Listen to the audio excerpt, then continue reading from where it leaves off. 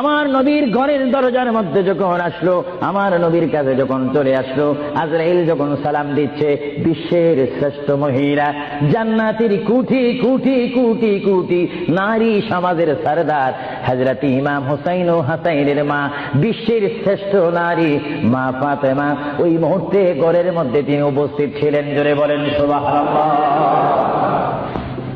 কে দরজার মধ্যে?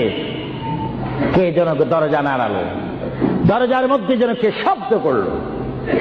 মা ফাতেমা কিছুক্ষণ পরে দরজার ভিতর থেকে, ঘর থেকে আল্লাহর নবীর সামনে তিনি বসান। মা ফাতেমা হঠাৎ করে ডাক দিলেন, কে ঘরের দরজার মধ্যে দরজা নাড়াচাড়া করতেছেন? কে আপনি? কে মানান? বাইর থেকে জবাব দিচ্ছি, আনা মালাকুল মউত, আনা আজরাইল। এই কথা বলার পরে মা ফাতেমার চোখের পানি